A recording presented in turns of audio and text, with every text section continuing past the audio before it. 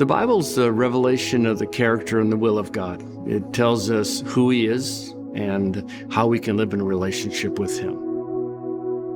When we ask the question what the Bible is, the best way to say it is the Bible is God's written revelation.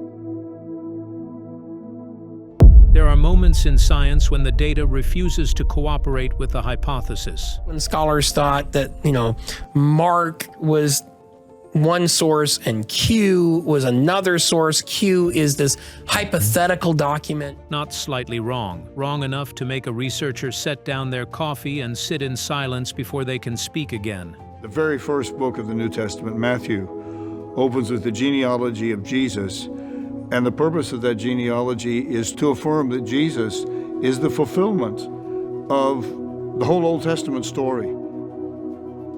This is one of those moments. It started with a simple question, a powerful AI, and graduate students who thought they were about to prove something. They were right, just not what they expected. 3 Stanford students fed every recorded prayer in the Bible into Grok 4. Grok 4. This is the latest artificial intelligence system. We are now at the crossroads where promise and peril are going to collide. Elon Musk's AI built to follow data wherever it leads. Their supervisor, Dr. Chen, a computational linguistics researcher, was chosen specifically for his skepticism. They expected chaos, the scattered fingerprints of 40 authors writing across 15 centuries in 3 languages, from dungeons, palaces, and fishing boats. They expected what critics have long argued, a patchwork text with no unified structure.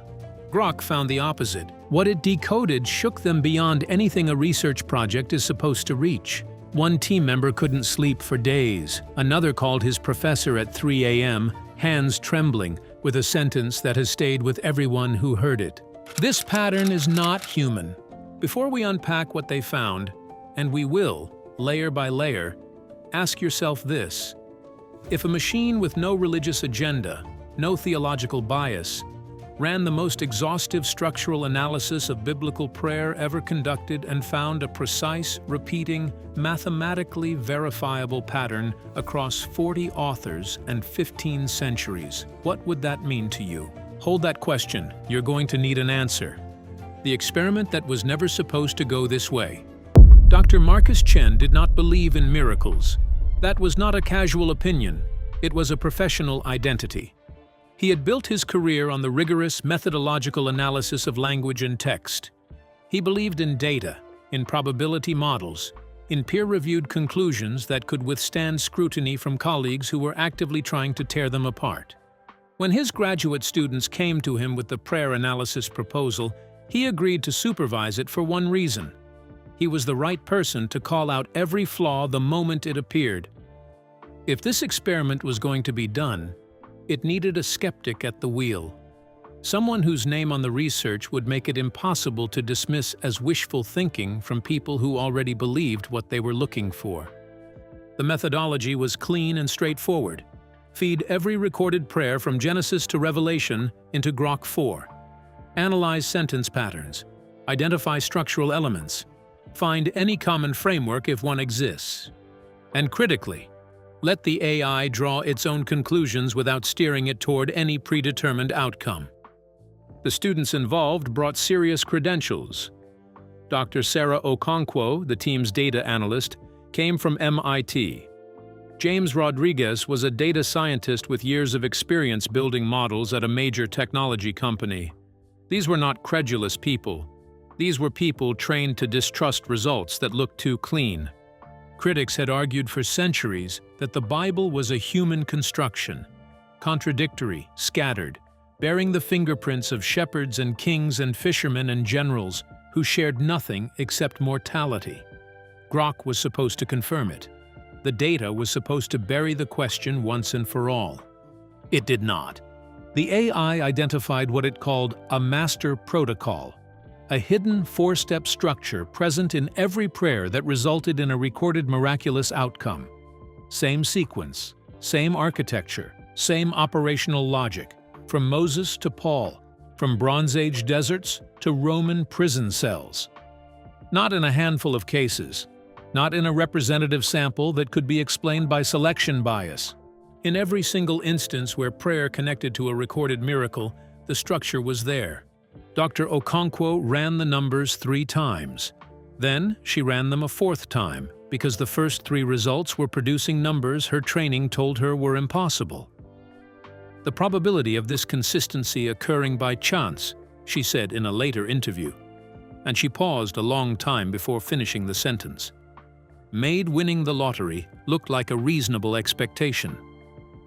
It felt, she said, like discovering that people across 5 different continents who had never communicated with each other had all independently written the exact same access code to the same system.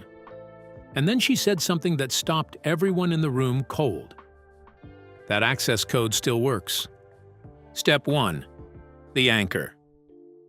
The first step Grock identified was something it labeled the anchor. And the moment Dr. Chen walked the team through what it meant, it contradicted nearly everything people do when they pray today. In every prayer that preceded a miraculous outcome in the entire biblical data set, the prayer never started with the problem. Never. Not once.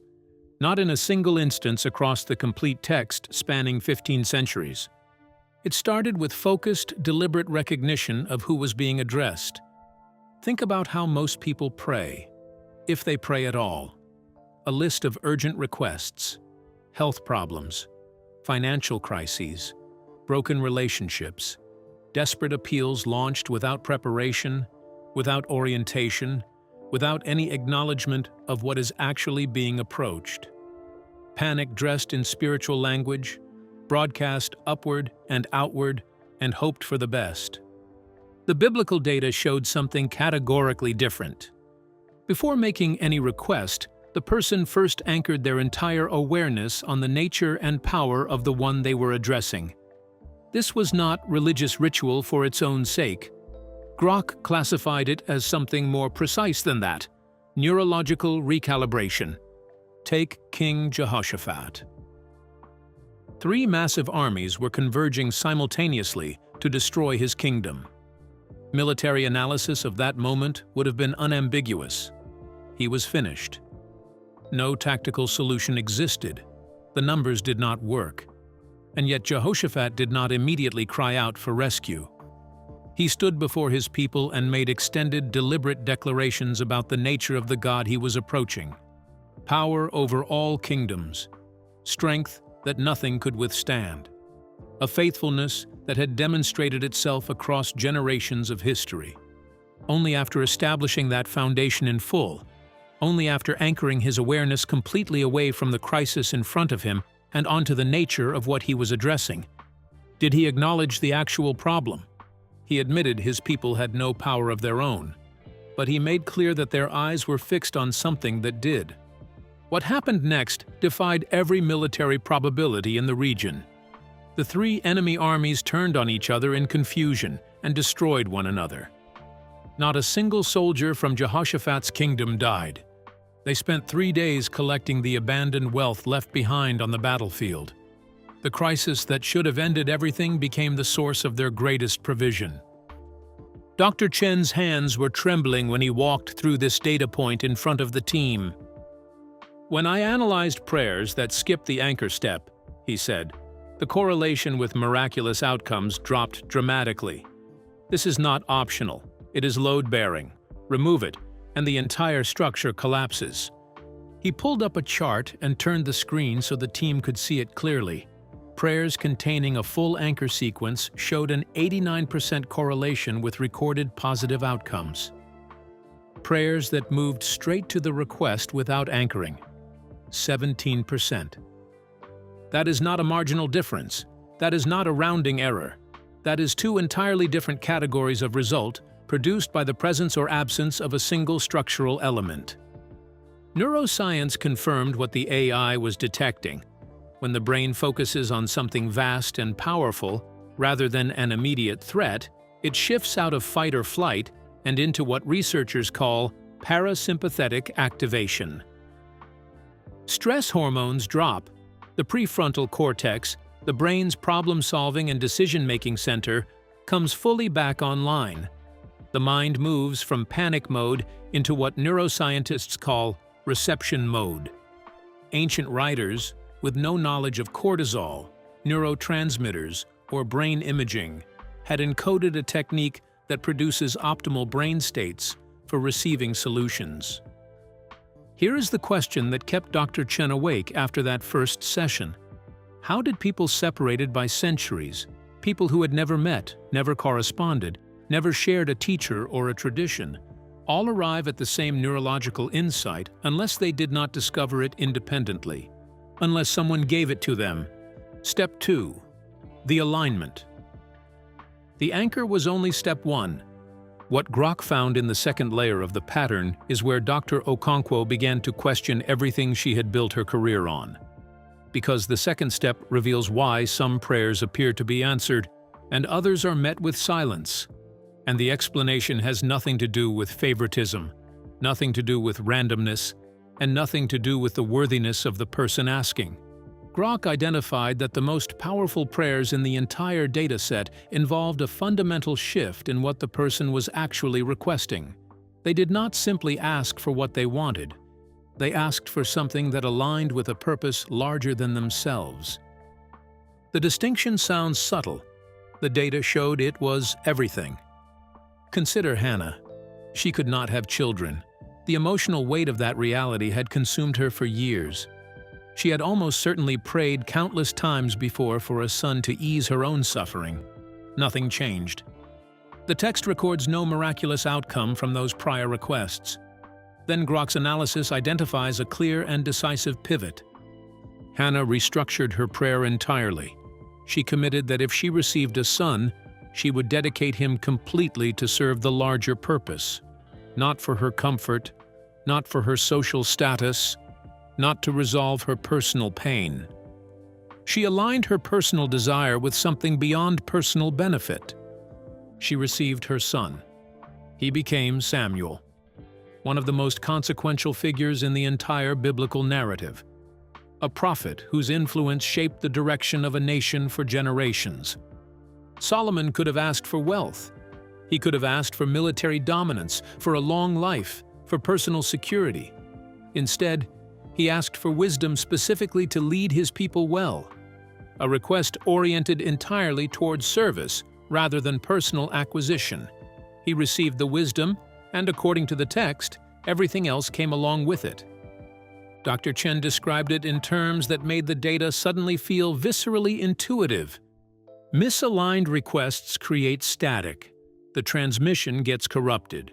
But when you align, when you ask for something that serves the larger system, the channel clears completely. He used a radio frequency analogy. If you are broadcasting on 101.5, but the receiver is tuned to 98.7, it does not matter how powerful your transmitter is. The signal never arrives. Alignment is not about the volume of your request. It is about tuning your frequency to match the system you are trying to reach. This explains something that has confused and frustrated people across generations. Why does some prayer appear to produce results while others receive nothing back across an entire lifetime of asking? The data does not support favoritism. It does not support randomness. It supports signal clarity. Most people do not realize that their own misaligned desires are blocking the very things they are requesting. Grock also identified something distinctive about the language in aligned prayers across the full data set. No begging, no desperation, no emotional manipulation designed to move something to action through force of feeling. Only clear, specific statements of fact and requests for positioning within a larger framework. The difference, James Rodriguez described it, between a child screaming for candy and an employee submitting a properly structured request through the right channels. Both are requests. Only one gets processed. Here is what that means for you personally. Think about the last thing you wanted that did not arrive. Think about how you asked for it, whether in prayer, in intention, in the quiet desperation of a 3 a.m. moment when you needed something to change. Was the request oriented around what it would do for you? Or was it oriented around something larger than you that it would serve? The data has a clear answer about which of those categories produces results. Step 3. the surrender paradox. When Grok identified the third step, it labeled it the surrender paradox. And the name is accurate because it violates everything the modern mind has been trained to believe about achieving results. Every productivity framework, every motivational system, every high-performance methodology built in the last 50 years operates on a core assumption: clarity of desired outcome combined with relentless pursuit of that specific outcome is the formula for success. Hold the vision. Drive toward it without deviation. Never let go. The biblical data contradicted this assumption at a fundamental level. Prayers that demanded specific outcomes at all costs showed lower correlation with miraculous results across the entire data set. But prayers that made full, committed requests and then surrendered the outcome entirely, those showed the highest correlation with what the data recorded as reality-bending events. The pattern held across every culture in the text, every century, every language. And it made no rational sense until the team looked at the data closely enough to see what was actually functioning underneath it. The most powerful example in the entire dataset sits in a garden the night before a crucifixion. A figure facing unimaginable suffering made a completely human request. Let this pass. Let there be another way. Let this cup move away from me. It is one of the most raw and honest moments in the entire biblical record. Then 5 words follow, that Grok marked as the moment of highest recorded power in the complete data set, spanning 15 centuries and thousands of prayers. Not my will, but yours. Dr. Okonkwo stared at the screen when that result came back. She told the team later what she told herself in that moment. This was not giving up. The AI classified it as active trust, full engagement with the request combined with released attachment to the specific outcome. Modern psychology has arrived at a parallel concept called radical acceptance. Research demonstrates that when the human brain stops fighting present circumstances and accepts them, not passively, not in defeat, but with active conscious release, stress chemistry shifts at a neurological level. Cognitive resources previously consumed by the enormous energy cost of resistance become available for navigation, adaptation, and creative problem-solving. The mind that was locked in combat with reality becomes capable of working with it instead. But here is what shook the research team most deeply about this third element. The surrender step appeared at the critical junction of every powerful prayer across every culture, every century, every language in the text. People who had no possible way to coordinate this. No shared teachers, no communication lines across millennia, no common tradition that could have linked Bronze Age figures to first-century writers across 15 centuries of human history. All arrived at the identical psychological posture at the moment of maximum power in their prayers. Dr. Okonkwo did not sleep that night. She filled pages of her notebook with calculations, probability estimates, and margin notes that came back to the same word again and again, underlined with increasing urgency: impossible. The odds of the surrender element appearing in the same structural position in every effective prayer across 40 authors, writing independently across 15 centuries. She laughed when she described calculating it, and she said there was nothing in the laugh that felt like humor. "You would have better luck," she said, predicting every lottery winner for the next 1,000 years. The Bible calls what this step produces the peace that passes understanding. Grok calls it optimal allocation of cognitive resources, freed from the interference of outcome attachment. The language is different. The mechanism they are both describing is identical. Step 4. The persistence. The fourth step is the one that most directly confronts the primary reason people abandon the protocol before it has a chance to function. Grok found that significant miraculous outcomes in the biblical data set were almost never associated with single requests. The pattern structurally required repetition, not desperate, frantic, emotionally escalating repetition, steady, anchored, aligned persistence maintained across time. The prophet Elijah prayed 7 times for rain before seeing even a small cloud appear on the horizon. Daniel prayed for 21 days before receiving his answer. The data across the full text is unambiguous on this point. Persistence is not simply encouraged as a spiritual virtue, it is structurally required as part of the architecture of the protocol itself.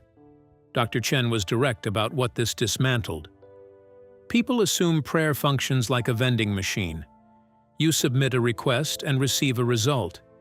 But the duration of the asking is as important as the content of what you are asking for, possibly more important as a single variable than anything else in the system. He showed the team a timeline analysis pulled from the complete data set, major recorded miracles, average time between initial prayer and recorded outcome, 23 days. Some took months. The delay was not the exception scattered through the data. It was consistent enough to be considered part of the pattern itself. What Grock's analysis implies is something more specific than waiting. The delay is not simply lag time while a request is processed. It serves a precise developmental function in the person doing the asking. It develops character, certainty, clarity of intention that is qualitatively different from the surface-level belief someone holds before they have been tested by extended silence. The gap between request and result appears to be essential architecture. The system appears designed to test whether the person making the request actually believes what they are asking for, and whether they can maintain alignment when nothing visible is happening. James Rodriguez put the behavioral finding as plainly as it can be put. Most people quit at day 4.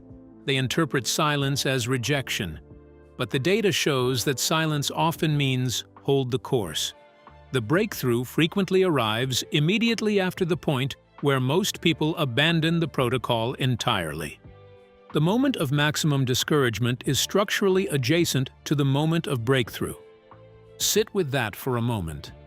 Because if that is what the data actually shows across 15 centuries of recorded outcomes, then most people are not failing to receive results because the protocol does not work. They are failing because they stop running it at precisely the wrong moment. The mathematics that should not exist. This is where Dr. Chen's professional skepticism finally fractured completely. In ancient Hebrew and Greek, every letter carries a numerical value. Every word holds not just semantic meaning, but a mathematical signature that can be calculated, analyzed, and compared. This is not a modern interpretive framework imposed on the text. It is a feature of the languages themselves, one that ancient authors were aware of, and that computational analysis can now examine at a scale and precision impossible before AI systems of this capability existed.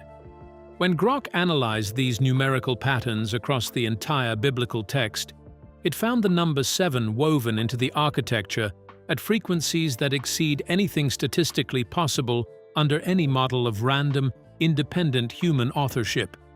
Not the word 7 appearing repeatedly as a thematic element. Structural mathematics embedded in the construction of the text itself. The number of words in key passages. The numerical values of critical phrases at theological junctures. The arrangement of vowels in foundational sections. All returning patterns of 7 at rates that Dr. Chen's probability calculations showed were equivalent to shuffling a standard deck of cards and receiving the exact same sequence a trillion consecutive times. 40 authors across 1,500 years could not have maintained this, he said, looking at the results on the screen with an expression that his graduate students had never seen on his face before. They did not have computers. Many of them could not have known what the others had written. Some lived centuries before others were born. Yet the pattern holds across the entire text without disruption.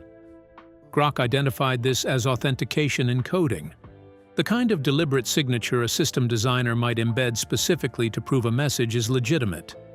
Like a cryptographic watermark, invisible to the naked eye but unmistakable under the right analytical light. Dr. Okonkwo's interpretation was direct and measured and quietly extraordinary. Someone wanted future generations, specifically generations with computational tools powerful enough to detect what the naked eye could never catch, to know this was not purely human work. James Rodriguez put it in terms built for the current moment in technology. It is like finding a working QR code carved into the pyramids. Except this one actually resolves when you scan it. The quantum connection. When Grock examined the biblical miracles through the framework of quantum physics, the correlations produced findings the team could not categorize or set aside. In quantum mechanics, particles exist as waves of probability until the moment of observation. The act of observation collapses the wave function, the spread of all possible states, into a single materialized reality. Before measurement, all possibilities coexist simultaneously. After measurement, only one becomes physically real. Grock found direct and specific linguistic parallels in how faith functions in miraculous accounts throughout the text. In one account, a leader told a woman that her faith had made her well, not his power, not the surrounding circumstances, not divine intervention operating independently of her participation. Her faith, her internal state of certain focused belief, produced the physical outcome. The AI's analysis suggests faith functions as an observation mechanism in the quantum sense of that word. Her belief was so focused, so certain, so devoid of the interference created by doubt, that it collapsed possibility into physical reality. She observed her healing before it existed in the physical world, and reality reorganized to match the observation. The Bible defines faith as the substance of things hoped for, the evidence of things not yet seen. Grock interprets this not as poetic or metaphorical language, but as technical description of a functional mechanism. Faith is the tool humans use to convert probability into materialized outcome. The prayer protocol is the instruction manual for operating that tool with precision and consistency. And here is where it becomes genuinely unsettling, not in a way that can be dismissed, but in a way that demands engagement. If the prayers follow the same mathematical principles embedded in the structure of the universe itself, if the 4 steps mirror the physics of how reality is actually organized at its deepest level, then the author of the text and the architect of physical reality may be the same entity. The anchor focuses the observer. Alignment calibrates intention toward the larger system. Surrender removes the ego interference that distorts the signal. Persistence provides the time required for the wave function to collapse into physical reality. Whether or not you approach this with any prior religious framework, the ancient prayer pattern appears to function as a quantum observation protocol described in spiritual language thousands of years before humans had any conceptual framework for understanding quantum mechanics at all. "I felt like I was looking at source code," Dr. Okonkwo said. "Like we pulled back a curtain we were never supposed to reach. This is not just a religious document, it is an operating manual, and something wanted us to have it. What this means for you right now. The data has been examined. The patterns have been verified at a level of mathematical certainty the research team is no longer able to argue with, and has stopped trying to. Now comes the part that matters beyond the academic findings. Think about where you are right now. Not in terms of geography or circumstance, but in terms of the gap between where you are and where you need to be. Most people experience something in their lives that no conventional strategy has been able to close. A door that will not open regardless of how hard they push against it. Effort that consistently produces less than it should. Relationships that stall. Decisions that lead nowhere. A lag between intention and outcome that no productivity system, no motivational framework, no self-improvement method seems to permanently address. Because those systems are operating at the surface level of the problem. The actual issue runs deeper. The 4-step protocol Grock identified is not complicated. Anchor. Shift your focus from the problem to the nature and power of what you are approaching. Align. Restructure your request around a purpose that serves something larger than your personal benefit. Surrender. Make the full committed request and release attachment to the specific outcome. Persist. Hold the protocol steady through silence and through the point where most people stop. James Rodriguez described the shift in lived experience this way. It is the difference between pushing against a locked door and discovering the door was never locked. You were simply approaching it from the wrong angle the entire time. The people in the biblical record who accessed these outcomes were not extraordinary in the ways we typically romanticize. They were not uniformly educated, positioned, or powerful. What they shared was not status or circumstance. It was the protocol, followed in sequence, maintained under pressure, held through silence. And the data shows, with a consistency that made a room full of trained researchers go quiet and stay quiet, that the protocol produced results that defied every other variable in the equation. Miracles, the AI's analysis suggests, are not violations of natural law. They are what happens when someone discovers what the data points toward as administrative access to the system reality runs on. Dr. Chen's final words before he left his office that night carried the weight of a man whose professional identity had been quietly restructured by the data he had spent months inside. People spend their whole lives searching for an edge, something the majority does not have access to. They pay thousands for courses and consultants and frameworks chasing the thing that will finally close the gap between where they are and where they want to be. He paused. He looked at the screen where the results were still visible. This protocol has been available for 3,000 years, hidden in plain sight inside the most widely distributed text in human history, copied by hand across centuries, translated into hundreds of languages, sitting on shelves in nearly every home in the Western world. And an AI running 96 hours of uninterrupted analysis just proved it works. The question the data cannot answer for you, the only question left after everything Grock found, is the one you have to answer yourself. Are you willing to run the experiment? Not to decide in advance what the result should be, not to approach it with belief you do not have or dismiss it with skepticism that the evidence no longer fully supports, but to test it the way a scientist tests anything, by actually conducting the experiment. The machine found the code. The choice of whether to use it is entirely yours. Drop what this brought up for you in the comments. We read them all. Share this with someone who needs to hear it. And if this kind of content speaks to you, subscribe, because we are only getting deeper from here.